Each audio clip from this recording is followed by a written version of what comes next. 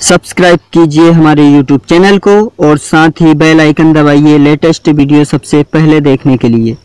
दोस्तों, आज के इस वीडियो में मैं आपको बताऊंगा कि आप केंद्रीय विद्यालय संगठन में कक्षा पहली के लिए ऑनलाइन रजिस्ट्रेशन फॉर्म किस प्रकार से भर सकते हैं। तो दोस्तों, वीडियो को ध्यान से देखिएगा। इस वीडियो में मैं स्टेप बाय स्टेप आपको बताऊंगा कि आप अपना पंजीकरण कैसे कर सकते हैं। तो नमस्कार दोस्तों, मेरा नाम है अशोक और आप सभी लोगों का मेरे YouTube चैनल पर बहुत बहुत स्वागत है। तो चलिए दोस्तों शुरू करते हैं। तो यहाँ पर दोस्तों आप देख सकते हैं 28 फरवरी से KVS केंद्रीय विद्यालय की कक्षा पहली की जो एडमिशन फॉर्म की लिंक है वो ओपन हो चुकी है। तो यहाँ पर आपको केंद्रीय विद्यालय की ये ऑफिशियल साइट खोल लेना है। तो दोस्तों, आपको फॉर्म भरने की लिंक वीडियो के नीचे डिस्क्रिप्शन बॉक्स में मिल जाएगी। आप वहाँ से अपना फॉर्म फिल कर सकते हैं। फिर यहाँ पर पंजीकरण करने के लिए यहाँ क्लिक करें, इस वाले बॉक्स पर आपको टिक करना है। फिर यहाँ पर सबसे पहले आपको ये इंस्ट्रक्शन पढ़ना हो तो पढ़ सकते हैं, यहाँ पर हिंदी कर सकते हैं चाहो तो इसको। उसके बाद में ये सारे नोटिफिकेशन पढ़ने के बाद में आपको यहाँ पर इस डब्बे पर टिक करना है और आगे बढ़ें, इस पर क्लिक करेंगे। फिर यहाँ पर आपका नया पंजीकरण न्यू रजिस्ट्रेशन फॉर्म ओपन होगा। तो यहाँ पर दोस्तों कृपया केवल अंग्रेजी में ही जानकारी भरें। यहाँ दर्ज की गई जानकारी को सबमिट करने के बाद संशोधित नहीं किया जा सकता। तो यहाँ पर आपको सबसे पहले बच्चे का प्रथम नाम आ जाएगा इस बॉक्स में, यहाँ पर मिडिल नेम आ जाएगा अगर है तो, यहाँ पर बच्चे का लास्ट नेम सरनेम आएगा अगर है तो। उसके बाद में अगर दिव्यांग बच्चा है तो यहाँ से यस कर सकते हैं, नहीं तो नो पर टिक करना है।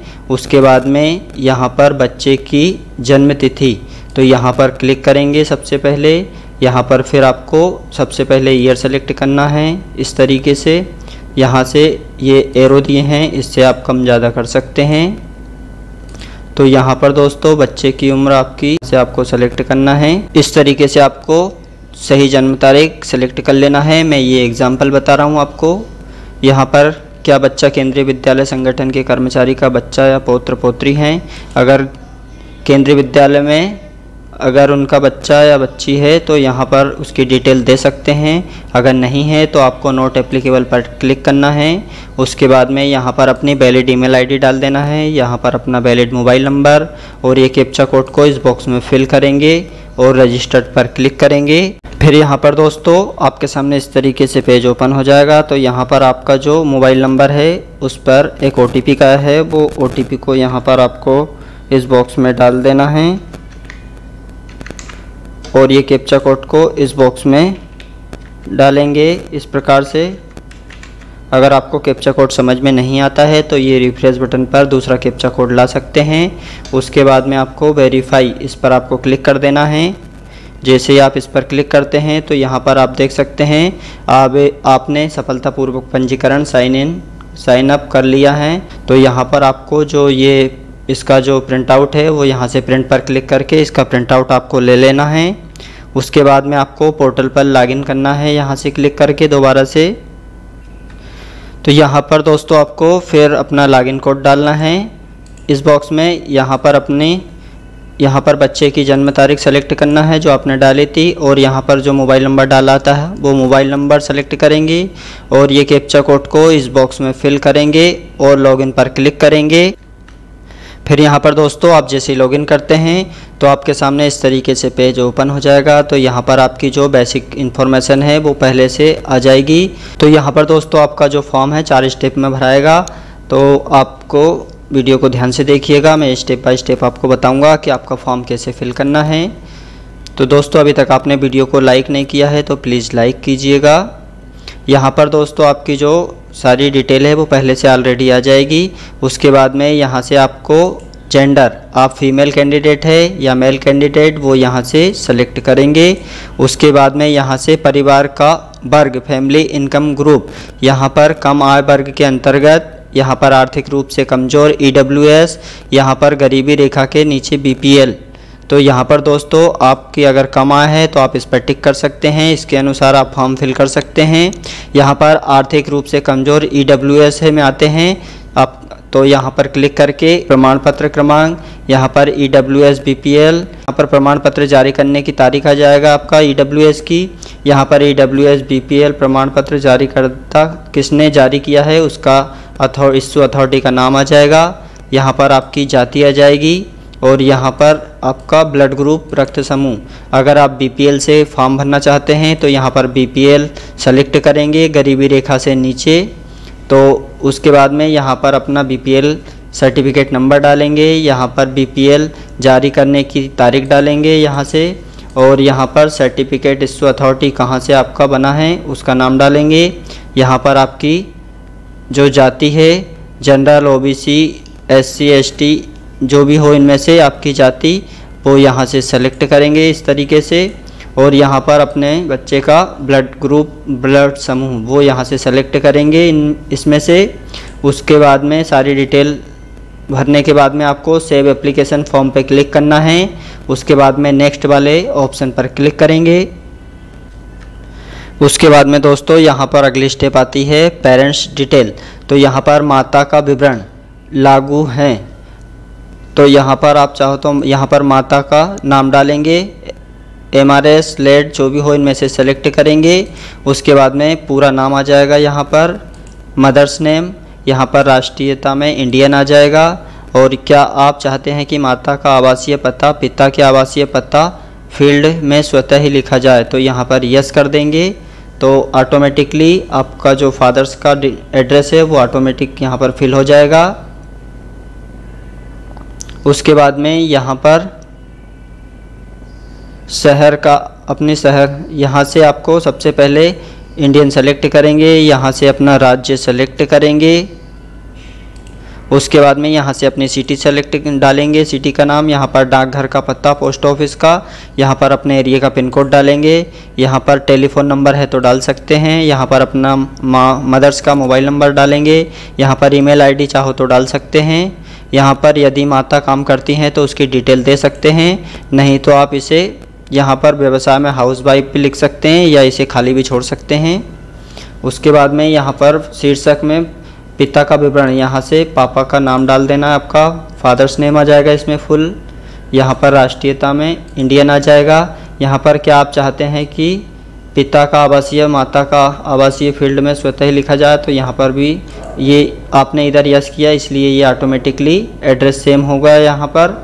उसके बाद में यहाँ पर अपना मोबाइल नंबर डालेंगे फादर्स का, यहाँ पर ईमेल आईडी डाल सकते हैं चाहो तो।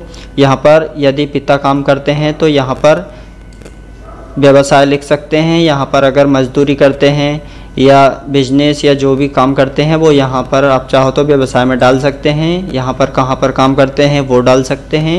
ये सारी डिटेल फिल करने के बाद में आपको सेव एप्लीकेशन पर क्लिक करके यहाँ पर नेक्स्ट बटन पर क्लिक करेंगे। उसके बाद में दोस्तों अगली स्टेप आती है यहाँ पर चॉइस ऑफ स्कूल। तो यहाँ पर दोस्तों आपको ध्यानपूर्वक अपनी स्कूल का चॉइस करना है। तो यहाँ पर सेलेक्ट विद्यालय वन, तो यहाँ से अपना सबसे पहले राज्य सेलेक्ट करेंगे इस तरीके से। उसके बाद में यहाँ पर विद्यालय का नाम, तो यहाँ पर जो आपने राज्य सेलेक्ट किया है उसके अंतर्गत कितने विद्यालय आते हैं यहाँ पर इस लिस्ट में आ जाएंगे। तो आपको इनमें से जो भी आप सेलेक्ट करना चाहते हैं विद्यालय का नाम, तो जैसे ये करना है तो ऐसे सेलेक्ट करना है इस तरीके से। उसके बाद में यहाँ पर स्टेट गवर्नमेंट, यहाँ पर आप देख सकते हैं, यहाँ पर विद्यालय का मानचित्र व्यू मैप पर क्लिक करके इसका मानचित्र भी देख सकते हैं चाहो तो। यहाँ पर आपका निवास से विद्यालय की दूरी किलोमीटर में, तो यहाँ पर आपको 5 किलोमीटर से कम या बराबर या 5 किलोमीटर से अधिक आपकी जो एड्रेस है वहाँ से आपके 5 किलोमीटर के बराबर है दूरी या 5 किलोमीटर से अधिक है। तो जैसे 5 किलोमीटर है तो ये इस पर टिक कर देंगे, अगर ज़्यादा दूरी है तो इस पर टिक करेंगे नीचे वाले ऑप्शन पर। उसके बाद में यहाँ पर आपको क्या आपको सेवा प्राथमिक श्रेणी भरने में मदद चाहिए, तो यहाँ पर आपको यस कर सकते हैं। तो आपको यहाँ पर माता, दादा, दादी आपके जो भी अगर पहले से है इसमें यहाँ पर इनमें से, तो आप उसकी डिटेल दे सकते हैं। इसमें आते हैं तो इनमें से अगर आपको नहीं चाहिए तो आप नो पर टिक करेंगे। तो यहाँ पर दोस्तों आपको अगर आपके माता पिता गवर्नमेंट जॉब में इसमें नहीं है तो आप नो पर टिक करेंगे। और यहाँ से आपको सेवा प्राथमिकता, तो यहाँ पर 5 ऑप्शन दिए हैं, तो यहाँ पर अगर इनमें से आते हैं तो ये अपने अकॉर्डिंग आपको सेलेक्ट कर लेना है। अगर नहीं है तो यहाँ पर आप देख सकते हैं 5 नंबर पे children for any other category, तो आप चाहो तो ये वाला ऑप्शन सेलेक्ट कर सकते हैं। उसके बाद में यहाँ पर आपको नॉट एप्लीकेबल आ जाएगा।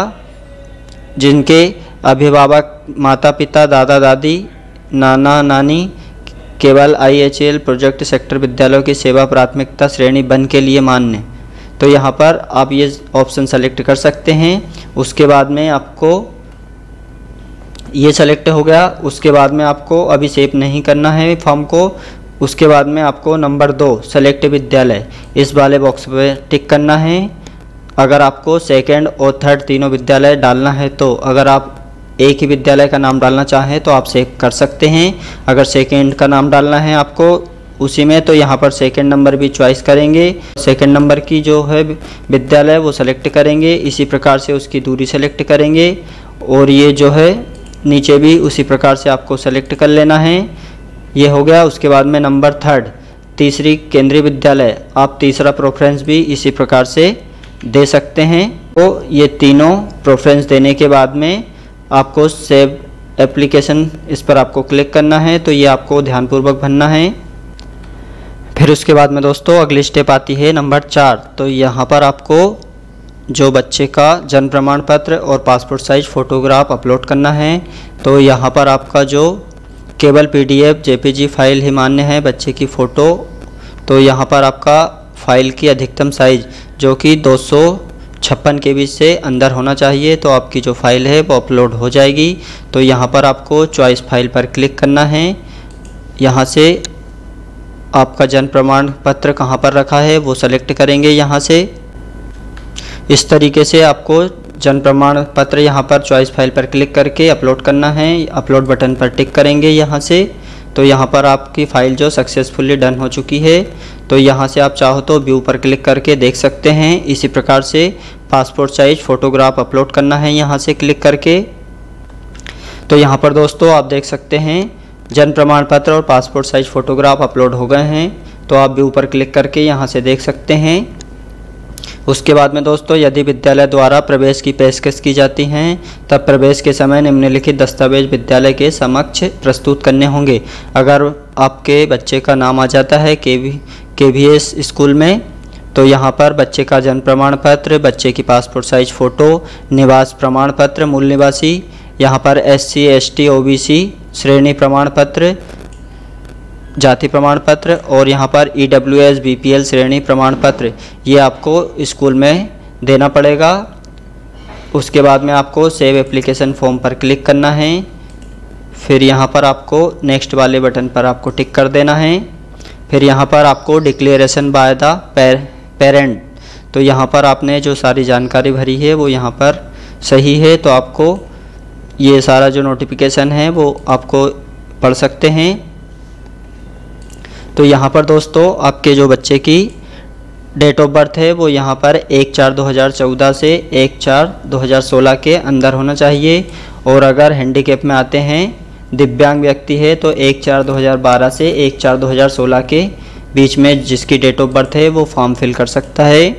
तो यहाँ पर आपको लगता है कि सारी जानकारी सही है, तो ये डब्बे पर मैं उपरोक्त नियमों और शर्तों को पढ़ लिया है, मैं शर्तों से सहमत हूँ, तो यहाँ पर आप क्लिक करेंगे। उसके बाद में आपको सेव टू प्रीव्यू इस बटन पर क्लिक करना है, फिर ओके करना है। फिर यहाँ पर आपको एक बार प्रीव्यू देख लेना है कि आपने जो फॉर्म फिल किया है वो एकदम सही है। अगर आपको लगता है कि सारी डिटेल एकदम सही है तो यहाँ पर आपको सबमिट वाले ऑप्शन पर सबमिट एप्लीकेशन इस बटन पर आपको टिक करना है। तो यहाँ पर दोस्तों आप जैसे ही सबमिट एप्लीकेशन फॉर्म पर क्लिक करेंगे तो आपका फाइनली फॉर्म सबमिट हो जाएगा। तो आपको उसे प्रिंट आउट निकाल के सेव करके अपने पास में रख लेना है। तो यहाँ पर दोस्तों आपको प्रिंट एप्लीकेशन फॉर्म ये वाले ऑप्शन से आप दोबारा से प्रिंट निकाल सकते हैं। दोस्तों इस तरीके से आप केंद्रीय विद्यालय संगठन KVS 2022-23 के लिए कक्षा पहली के लिए ऑनलाइन फॉर्म फिल कर सकते हैं। दोस्तों अभी तक आपने वीडियो को लाइक नहीं किया है तो प्लीज़ लाइक कीजिएगा और इसी प्रकार की जानकारी पाने के लिए हमारे चैनल को सब्सक्राइब करना ना भूलिए, जिससे आने वाली सभी लेटेस्ट नोटिफिकेशन आप तक सबसे पहले पहुंच सके। थैंक यू दोस्तों, धन्यवाद।